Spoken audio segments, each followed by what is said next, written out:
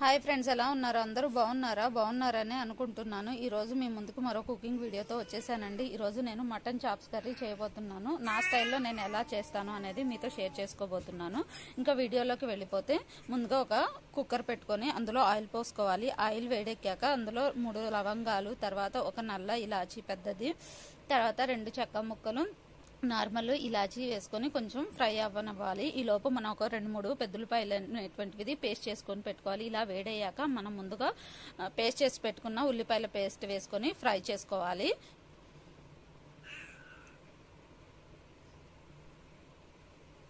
ఇది వేసుకొని కొంచెం గోల్డ్ కలర్ వచ్చే వరకు ఫ్రై చేసుకోవాలి. ఇది ఫ్రై అవుతుండగానే మనము మరలా ఒక 2-3 టమాటాలు తీసుకొని పేస్ట్ చేసి పెట్టుకోవాలి అన్నమాట. చాప్స్ ఎక్కువగా ఉంటే కొంచెం 4-5 తీసుకోవచ్చు, తక్కువ ఉంటే ఒక 2-3 తీసుకుంటే సరిపోతుంది. ఆ పేస్ట్ చేసి పెట్టుకోవాలి టమాటాలు. ఆ తర్వాత దీంట్లో పచ్చిమిర్చి కూడా వేసుకొని ఫ్రై చేసుకోవాలి. కొంచెము బ్రౌన్ కలర్, గోల్డెన్ కలర్ వచ్చే వరకు ఫ్రై చేసుకోవాలి.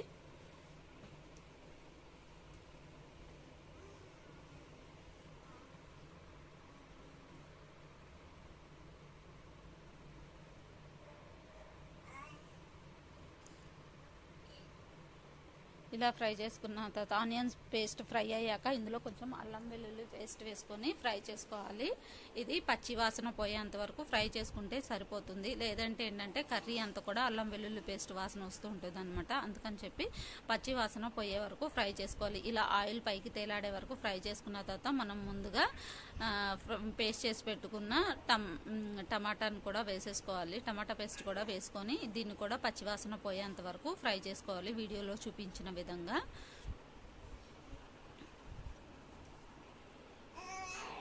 ఇలా ఆయిల్ పైకి తేలుతూ కనిపిస్తుంది కదా. ఇలా ఫ్రై చేసుకున్నాక ఇందులో కొంచెము పెరుగు అనేటువంటిది యాడ్ చేసుకోవాలి. పెరుగు అనేటువంటిది గడ్డలాగా కాకుండా మనం ముందుగానే కొంచెం చిలికి ఏ గడ్డలు లేకుండా చేసి పెట్టుకుంటే మనకి ఈజీగా ఉంటుంది అనమాట. అలా చేసి పెట్టుకున్న పెరుగు కొంచెం వేసుకొని దాన్ని కూడా వేసుకొని ఫ్రై చేసుకొని ఇలా నూనె పైకి తేలుతున్నప్పుడు మనము ఇంకా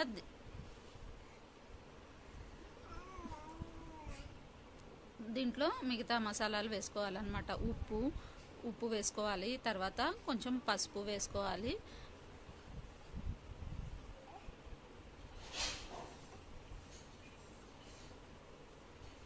వేసి ఒక నిమిషం పాటు ఇలా కలుపుకోవాలన్నమాట. కలుపుకున్న తర్వాత ఇందులోనే మళ్ళీ కారం ఒక 2-3 స్పూన్లు వేసుకోవాలి. నాన్ వెజ్ కాబట్టి కొంచెం కారం ఎక్కువ తింటేనే బాగుంటుంది, అందుకని ఒక 2-3 స్పూన్లు కారం వేసుకోవాలి. ఆ తర్వాత దీన్ని కలిపేసుకొని ఇంకా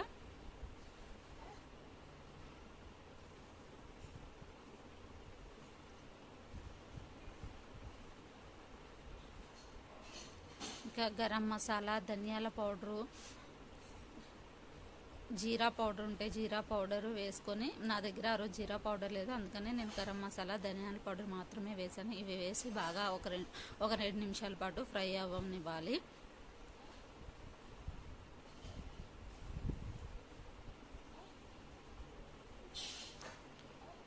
ఇలా ఫ్రై అయిన తర్వాత మనం ముందుగా క్లీన్ చేసి పెట్టుకున్న మటన్ చాప్స్ వేసుకోవాలన్నమాట.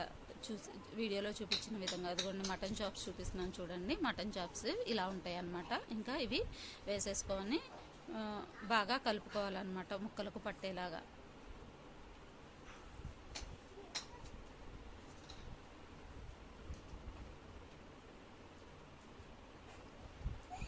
ఈ ముక్కలకి మసాలాలు మనం ఫ్రై చేసుకున్న మసాలా ముక్కలకు బాగా పట్టేలాగా ఇలా కలుపుకొని ఒక 5 నిమిషాల పాటు ఉడకనివ్వాలి.